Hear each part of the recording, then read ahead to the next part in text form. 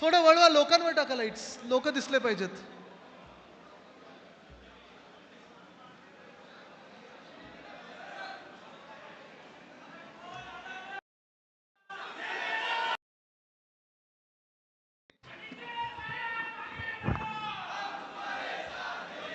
तर परिस्थिती अशी झालेली आहे, परिस्थिती अशी आपण पाहतोय, देशात तर आपण हुकुमशहानं खालती आणलेलं आहे. जी हुकुमशाहीची राजवट होती, जी आपली संविधान बदलायला निघाली होती, त्यांना आता रोखलेलं आहे आपण. पण ते संविधान बदलायला जे निघाले होते तेच लोक आहेत, तीच भाजपा आहे, तेच मिंदे सरकार आहे, जे आपल्या महाराष्ट्राला लुटायला निघालेलं आहे. गेले 2-2.5 वर्ष आपल्या डोक्यावर जे अवकाळी सरकार बसवलेलं आहे, एक घटनाबाह्य सरकार बसवलेलं आहे, अलिबाबा 40 चोर ह्यांचं सरकार बसवलेलं आहे, ते सरकार आता बदलण्याची वेळ आलेली आहे. आणि ही राजवट आता आपल्याला घालवायची आहे हे ठरवून आपण आता मैदानात उतरलेलो आहोत. खऱ्या अर्थाने जर पाहिलं गेलं तर प्रत्येक क्षेत्रामध्ये, प्रत्येक वयोगटाला जो हैराणी झालेली आहे, जे एक त्रस्त आहेत सगळे आपण पाहत असाल. हे जरा फोटोग्राफर थोडे तर शांत व्हा. जय जय बसून घ्या सगळ्यांनी, फोटोग्राफरनी बसून घ्या, मोबाईलवाले सगळे बसून घ्या. बसा बसा दादा, बस, बसून घ्या सगळ्यांनी. ताई बसा, मागच्यानं दिसत नाहीये. ताईंना खुर्ची द्या ना एक, दादा जरा बाजूला, ताईंना खुर्ची द्या. ताई बसा. आज आपण पाहतोय जी परिस्थिती महाराष्ट्रात आलेली आहे, आत्ता देखील मी बोलत असताना पण पुण्याकडची लोक, पुण्याकडे आपण पाहतोय एक आंदोलन चालू आहे, ते स्थानिक विद्यार्थ्यांचं आहे. महाराष्ट्रभरातून जे विद्यार्थी आलेत, स्पर्धा परीक्षा घोळ एवढा झालेला आहे की स्पर्धा परीक्षेमध्ये IBPSची एक्झाम असेल किंवा मुंबईची आपली महाराष्ट्राची स्पर्धा परीक्षा, MPSCची स्पर्धा परीक्षा, हे ताळमेळच बसत नाही आहे. एकाच दिवशी ती स्पर्धा परीक्षा IBPSबद्दल घेतली. आणि सवाल माझा ह्या MPSCच्या आयोगाला आहे की प्रत्येक वेळी तुम्ही हा एवढा घोळ का घालत असता, जेणेकरून 2022 साली असेल, 23 साली असेल, 24 साली असेल, ह्या विद्यार्थ्यांना आंदोलन करावंच लागतं. गावाकडून विद्यार्थी आपल्या आपल्या सेंटरला जात असतात, पुण्यात अभ्यास करायला जातात, मराठवाड्यातून असेल, उत्तर महाराष्ट्रात असेल, सगळीकडून हे विद्यार्थी येतात. पुण्यात देखील जिथे येतात, आंदोलन करायची गरज काय येते? पोलिसांचं विचारायचं झालं तर मागच्याच महिन्यात 17,500 पोलिसांची भरती होती, 17,500 पदांची. पण मुंबईकडे जर आपण पाहिलं तर 18 लाख तरुण तरुणी गेले होते. का? तर ते 17,500 पदं भरायची आहेत, त्यांना नोकऱ्या पाहिजे आहेत. आज तुम्ही मला सांगा ना, या मतदारसंघामध्ये गेल्या 2 वर्षात एक तरी नवा उद्योग आलेला आहे का? मला हातवरती करून सांगा. आलाय कधी हा उद्योग आपल्या राज्यामध्ये? नाही आला ना. आपल्या जिल्ह्यामध्ये, चला मी ह्या मतदारसंघाचं, ह्या तालुक्याचं पण बोलत नाही, ह्या जिल्ह्यामध्ये असेल एक तरी नवे रोजगारची संधी किंवा नोकरीची संधी आपल्या ह्या तालुक्यात आली का? ह्या जिल्ह्यात आली का? मला जरा सांगा. आली असेल आणि मी खोटं बोलत असेल तर सांगा. आदित्य, तुम्ही खोटं बोलताय. आली आहे नवीन महाराष्ट्रात कधी संधी उद्योगाची, रोजगाराची? आली आहे? नाही आली. 40 चोरांना संधी आली होती, ते पळून गेले होते. कुठे गेले हो? गुजरातला गेले, गुवाहाटीला गेले, गोव्यात गेले, टेबलांवर नाचले, सगळं काही झालं. आपल्याला वाटलं होतं की हे 40 चोर स्वतःचं सरकार बनवत आहेत, भाजपासारखी महाशक्ती त्यांच्या मागे उभी आहे, तन मन धन सगळं घेऊन त्यांच्या मागे उभी होती. मला वाटलं होतं की आपण जे महाराष्ट्रासाठी चांगलं करत होतो त्याच्याहून 10 पटीने पुढे महाराष्ट्र नेतील. पण दुर्दैव आपल्या महाराष्ट्राचं असं, दुर्दैव आपल्या राज्याचं असं की जेवढा महाराष्ट्र पुढे जायला पाहिजे होता त्यापेक्षा 100 पटीने महाराष्ट्र हे मागे नेण्याचं काम करत आहेत. गेल्या 2 वर्षात महाराष्ट्राचं तरुण, मग MPSCच्या परीक्षा असो, कुठच्याही स्पर्धा परीक्षा असो, आंदोलन करायला लागतं, रस्त्यावर यायला लागतं, आरडाओरडा करायला लागतं, लाठीकाठी खायला लागते. आणि मग कुठे ना कुठेतरी ही सरकार तडजोड करते, MPSCचा आयोग तडजोड करतो आणि 2-4 मागण्या असतात त्या मान्य करते. पुढच्या वर्षीसाठी पुन्हा एकदा आंदोलन करायला लागतं.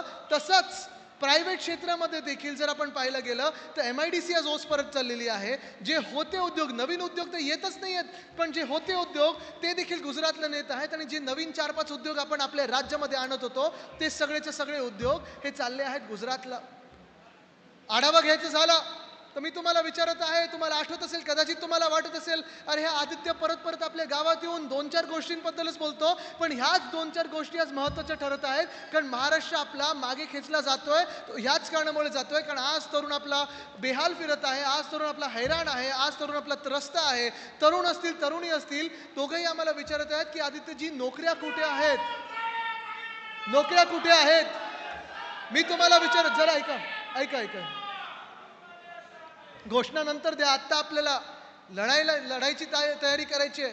मी तुम्हाला विचारत आहे, वेदांता फॉक्सकॉनचा प्रकल्प आपल्याला आठवत असेल, उद्धव साहेबांचं जेव्हा सरकार होतं, जून 2022 पर्यंत आपलं सरकार होतं, महाविकास आघाडीचं सरकार होतं.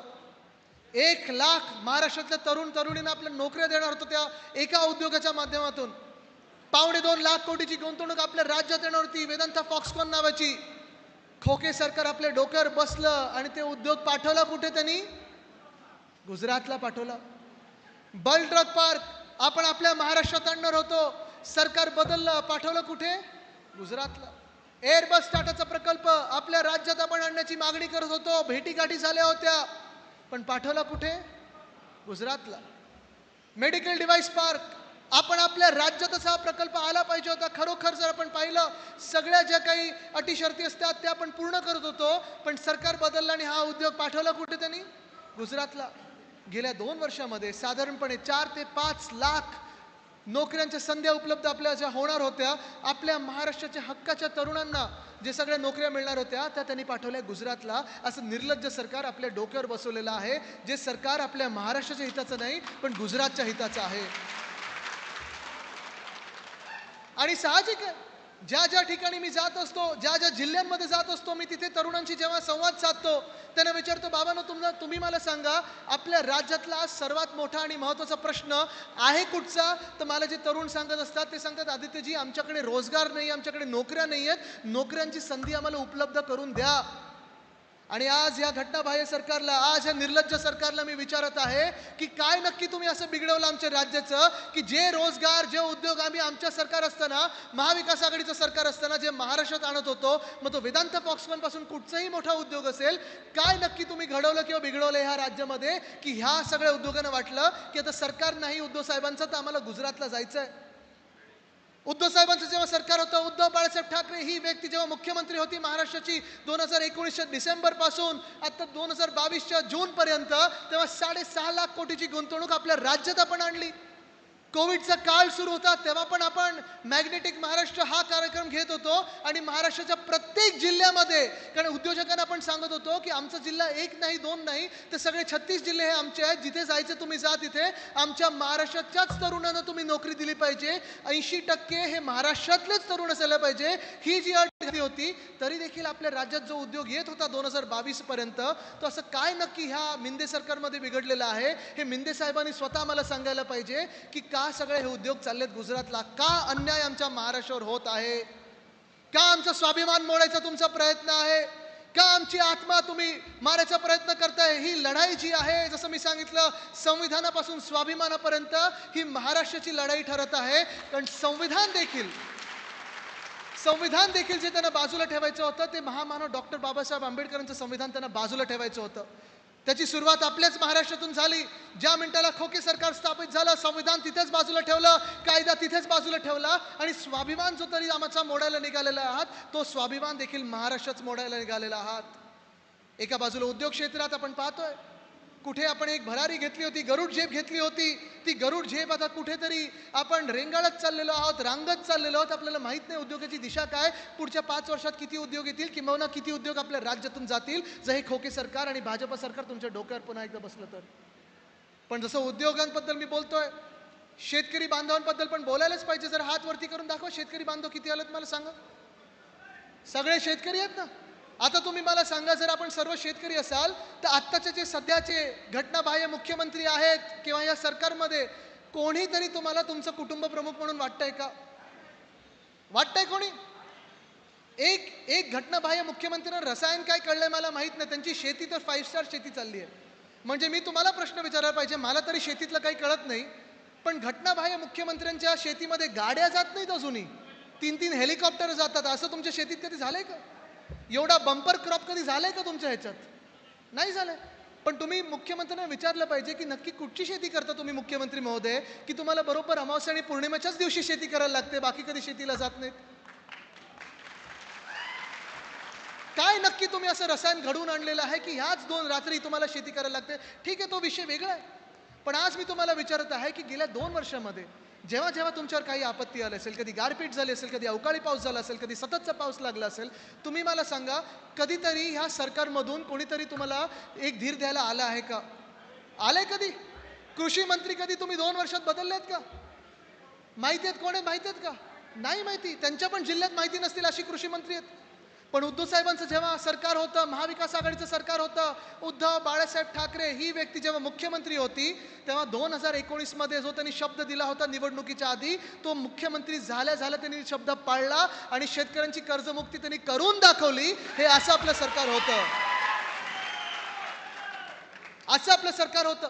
म्हणजे आठवतो दिवस, मला आठवतं उद्धव साहेब मुख्यमंत्री झाले होते, त्यांनी सगळ्या अधिकाऱ्यांना बोलवून घेतलं आणि त्यांनी सांगितलं, सगळ्या अधिकाऱ्यांना, शासकीय अधिकाऱ्यांना सांगितलं की मी माझ्या शेतकऱ्यांना वचन दिलेलं आहे की जर आपलं सरकार आलं तर मी कर्जमुक्ती करीन. आता तर मी मुख्यमंत्री झालोय.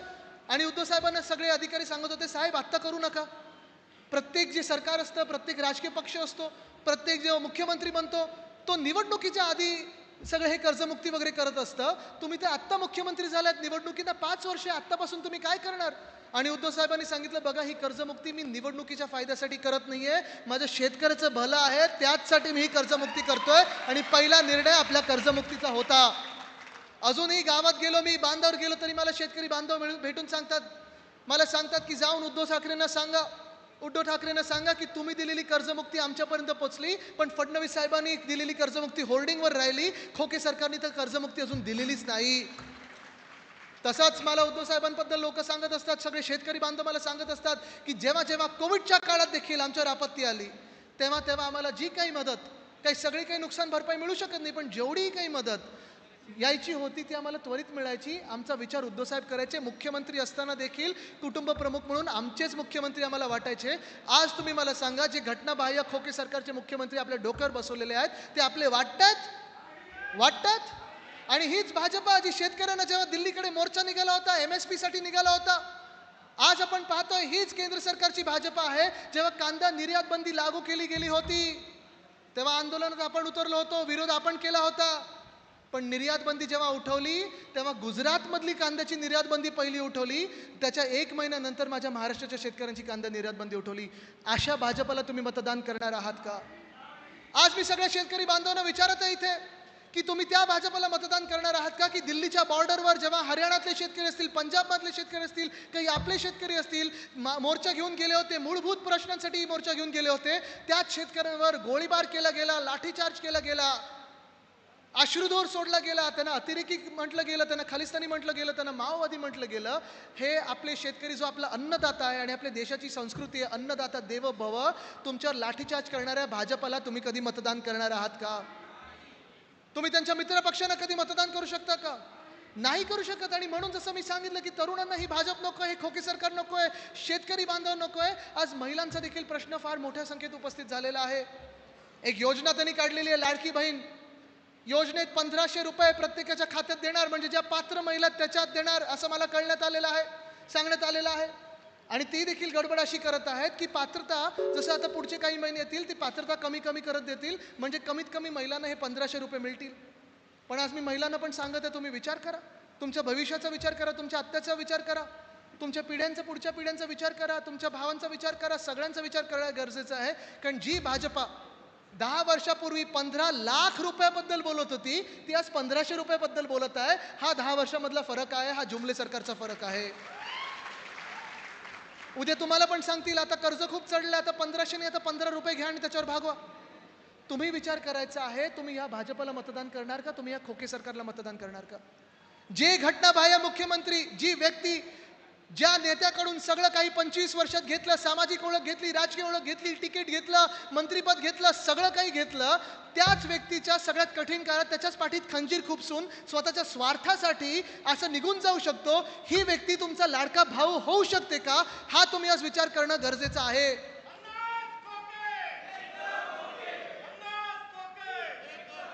तुम्ही हा विचार करणं गरजेचं आहे. कारण काल परवाकडे ज्या घटना घडत चाललेल्या आहेत आपण पाहतोय, बदलापूरमध्ये जे झालं, आज नाशिकमध्ये येताना मी ऐकलं सिन्नरमध्ये एक झालं, साताऱ्यात एक झालेली घटना आहे, सगळीकडे अशी घटना घडत चाललेली आहे. आणि बदलापूरची जी घटना आहे ती एवढी दुर्दैवी आहे, एवढी विचित्र घटना आहे.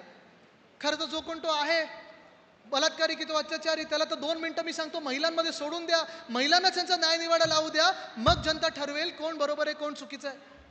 पण आपण पाहतोय 10 10 दिवस, 6 ते 10 दिवस, पूर्ण एक आठवडा निघून गेला होता. पण ती जी शाळा होती, ज्या शाळेमध्ये त्या 3 आणि 4 वर्षाच्या मुलींवर अत्याचार झाले, ती शाळा भाजपची होती, भाजपच्या एका व्यक्तीची होती. एक आपटे नावाचा गृहस्थ होता. म्हणून त्या शाळेला वाचवण्यासाठी तिकडच्या पोलीस स्टेशनवर दबाव होता की तुम्ही FIRची नोंद घेऊच नका. हा तुमचा लाडका भाऊ असू शकतो का? असू शकतो असा लाडका भाऊ? जाहीर निषेध काय, एवढा निषेध करू तरी कमी आहे आपण. हा निर्लज्जपणा जो आहे, बरं त्या दिवशी ज्या दिवशी FIRची नोंद घेतली, त्या गरोदर महिलेला, गर्भवती महिलेला 10 तास पोलीस स्टेशनमध्ये बसून ठेवलं आणि प्रयत्न हाच होता की FIR होणार कशी नाही. तरी ती महिला, ती आई तिथे बसून राहिली, तिच्या मुलीच्या न्यायासाठी बसून राहिली. जो अत्याचार तिच्यावर झाला होता, त्या अत्याचार विरोधात FIR नोंद करायला तिथे बसून राहिली. 10 तास त्या पोलीस स्टेशनने त्याला बसून ठेवलं. कदाचित कारवाई होईल, त्या पोलीस अधिकाऱ्याला बदललं जाईल, सस्पेंड केलं जाईल आणि प्रत्येक वेळी असंच होतं. अधिकाऱ्यांवर कारवाई होते, बदली केली जाते, त्यांचे देखील मूलभूत प्रश्न सोडवले जात नाहीत. पण जे राजकीय हात, जो अदृश्य राजकीय हात ह्या FIRच्या विरोधात होता, जो भाजप ह्या FIRच्या विरोधात होती, जे मिंदे सरकार ह्या FIRच्या विरोधात होतं, त्यांना कधी तुम्ही बदलणार आहात? आज सवाल मी तुम्हाला करत आहे. पण आज प्रश्नांमागे प्रश्न उपस्थित होत चाललेले आहेत. बदलापूरमध्ये जी घटना घडली, एवढी विचित्र घटना, एवढी भयानक घटना घडली, एवढी घाणेरडी घटना घडली, त्या घटनेच्या विरोधात सगळेच लोक, बदलापूरचे तिकडचे जे स्थानिक लोक, ते रहिवासी होते, ते रस्त्यावर उतरले. रेल रोको आंदोलन केलं आणि त्या रेल रोको आंदोलनामध्ये पोलिसांनी निर्गुण लाठीचार्ज करायला लावला, भाजपने तिथे लाठीचार्ज करायला लावला, मिंदेंनी तिथे लाठीचार्ज करायला लावला. तो जो अत्याचारी होता, ज्यांनी अत्याचार केला, त्याला वाटतं 2-3 दिवसाची कस्टडी झाली आहे. पण ज्यांनी आंदोलन केलं त्या अत्याचाराच्या विरोधात, त्याला 14 दिवसाची कस्टडी झाली आहे. FIR त्या मुलीच्या विरोधात, त्या माणसाच्या विरोधात ज्यांनी त्या मुलीवर अत्याचार केला, 3 वर्षाची मुलीवर अत्याचार केला, त्याच्यावर FIR घ्यायला पोलिसांनी जो नाकार दिला होता, 1 आठवडा आणि 10 तास लावले. त्याच विरुद्ध जे आंदोलन करत होते त्या मुलीच्या न्याय हक्कासाठी, त्या मुलीच्यावर जो अन्याय झाला त्याच्या विरोधात, त्यांच्यावर 10 मिनिटात FIR घेतले. 300 लोकांना त्यांनी कस्टडीत घेतलं होतं. असा लाडका भाऊ तुमचा असू शकतो का? मी सांगतोय आणि घटनाबाह्य मुख्यमंत्र्यांना हे सांगतोय, कारण काल परवाकडे ते बोलले की आम्ही वाढीव देऊ, जर आमचं सरकार आलं तर लाडक्या बहिणींना वाढीव निधी देऊ. मी तुम्हाला सांगतोय, खोटं बोलण्यापेक्षा वाढीव निधी तुमच्या तो धूतानं दिला आणि त्या होल्डिंगसाठी 270 कोटी काढलेत ना, तेच पैसे माझ्या लाडक्या बहिणींना द्या, आत्ता वाढवून द्या हिंमत असेल तर. मिंदे साहेब, तुमचं सरकार तर बसतच नाही, गद्दारांचं सरकार कधी बसत नाही. महाराष्ट्राला डरपोक लोक आवडत नाहीत, तुम्ही डरपोक आहात. तुम्ही गुजरात आणि गुवाहाटीला पळून गेला होतात. असे खोटारडे आवडत नाहीत, असे निर्लज्ज लोक आवडत नाहीत. महाराष्ट्रात येणार ते आमचं महाविकास आघाडीचं सरकारच येणार आणि महिलांना आम्ही वाढीव निधी देऊच, पण सुरक्षा देखील देऊ. कालच मुख्यमंत्री, आम्हाला पहिल्यापासून माहिती होतं की हे खोटं बोलत असतात आणि किती खोटं बोलतात आम्हाला माहिती आहे, पण तो निर्लज्ज चेहरा आता सगळीकडे यायला लागला. काल त्यांनी सांगितलं की 2 महिन्यापूर्वी घटना घडली, असाच बलात्कार झाला आणि मग आम्ही 2 महिन्यात सगळे एव्हिडन्स दिले, कोर्टात गेलो, सगळं काही झालं आणि फाशी देऊन टाकली. अहो घटनाबाह्य मुख्यमंत्री साहेब, तुम्ही आमच्याबरोबर खोटं बोलत आलात, जनतेबरोबर तरी खोटं बोलू नका. चला प्रेस कॉन्फरन्स घ्या आणि तुम्ही जे काल बोललात त्याची माफी मागा. आणि जर खरं असेल तर कोणाला फाशी दिली आणि 2 महिन्यापूर्वी कुठची घटना घडली ही आम्हाला सांगा, कारण 2 महिना आणि 2 वर्षात 24 महिन्याचा फरक आहे. पण खोटं बोलण्याची सवय, रेटून बोलण्याची सवय भाजपमध्ये फेकायला लगेच मिळतं आहे ना. शिकले लगेच तिथे जाऊन भाजपमध्ये खोटं कसं बोलायचं. पण ही जी परिस्थिती आहे महाराष्ट्रामधली, ही आपल्याला बदलणं गरजेचं आहे. भाजपकडून काय अपेक्षित आहे? ठीक आहे, आता ही लाडकी बहीण योजना, मग कदाचित लाडका शेतकरी योजना, सगळं जे काही चाललंय, 2 वर्ष लाडका कॉन्ट्रॅक्टर जी योजना आहे, ती लाडका कॉन्ट्रॅक्टर योजना आपल्याला बंद पाडायची आहे आणि लाडक्या बहिणीला आपल्याला सुरक्षा पण द्यायची आहे आणि वाढीव निधी पण द्यायचा आहे, आधार द्यायचा आपल्याला. पण आज मी तुम्हाला विचारतोय, बहिणींना विचारतोय, इथे भावांना विचारत आहे, वयस्कर सगळे इथे जे माझे बसलेले आहेत शेतकरी बांधव, त्यांना विचारत आहे, तुम्ही अशा भाजपला मतदान करू शकता का ज्या भाजपाने बिल्किस बानोच्या बलात्कारांचा बाहेर येऊन सत्कार केला, जेलमधून बाहेर काढून सत्कार केला.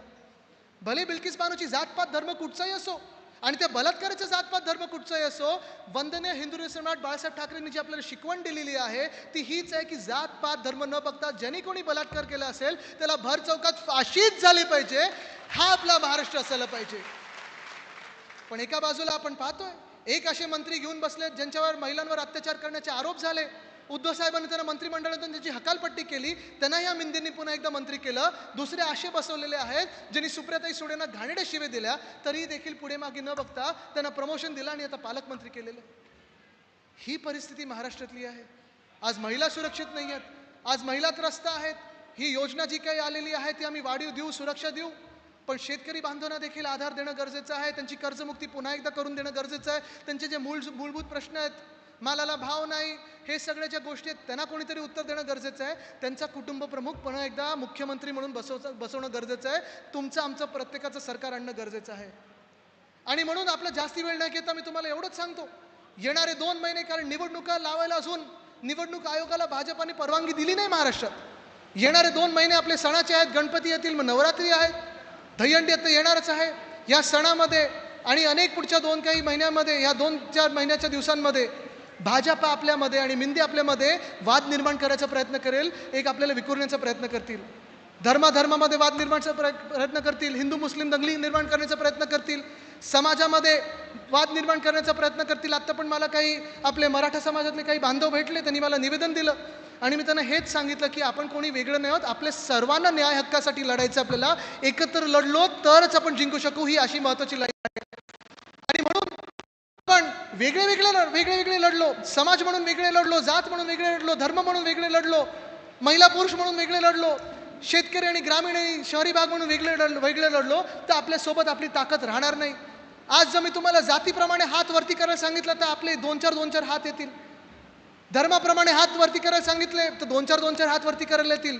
हे वेगळे हात आपल्याला काही विजय प्राप्त करून देणार नाहीत. महाराष्ट्र स्वाभिमान ह्याच्यातून आपण जिंकू शकणार नाही.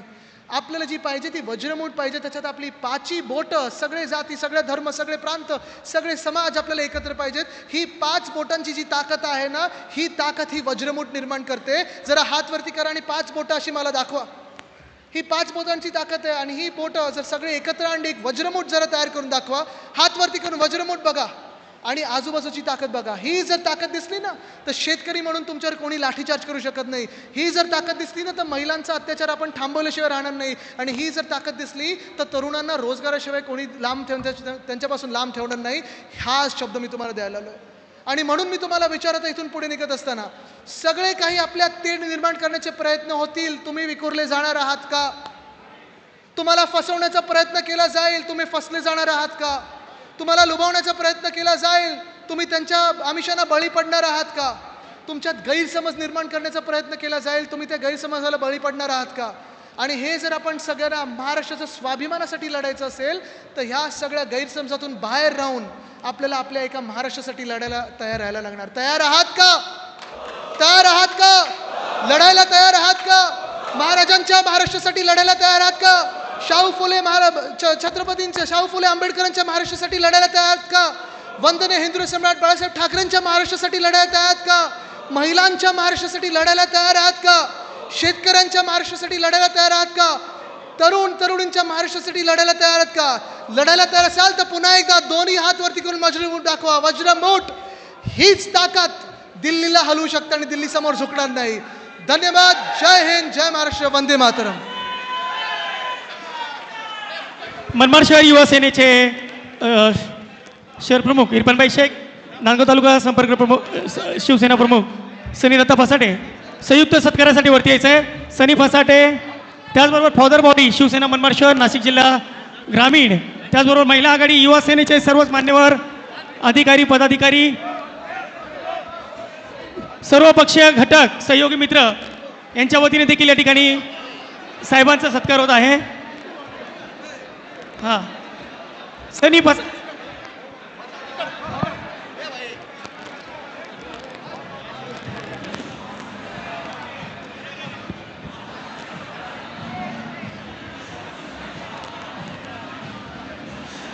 संयम बाळगा, अतिशय संयम बाळगा, संयम. स्टेजवर गोंधळ करू नका कृपया.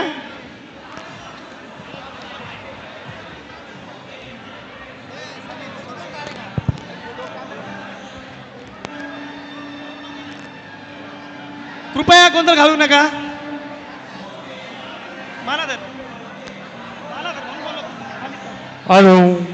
कृपया कोणीही गोंधळ घालू नका. या ठिकाणी सर्वांचे सत्कार होत आहे. आपण जागा दिली तर निश्चित रूपाने आपला सन्मान या ठिकाणी साहेबांपर्यंत बरोबर पोहोचेल. कृपया साहेबांना खाली उतरण्यासाठी संधी द्या. प्रत्येकाचा सत्कार या ठिकाणी स्वीकारला जाणार आहे. प्रत्येकाचा सत्कार या ठिकाणी स्वीकारला जाणार आहे. गर्दी कमी करा. आपण आलात, आम्हाला उपकृत केलं त्याबद्दल आपल्या सर्वांचे खूप खूप आभार व्यक्त करतो. प्रत्येकाचा सत्कार या ठिकाणी झालेला आहे. सर्वांनी या ठिकाणी आदित्य साहेबांना जो बाहेर जाण्याचा मार्ग आहे तो मोकळा करून द्या.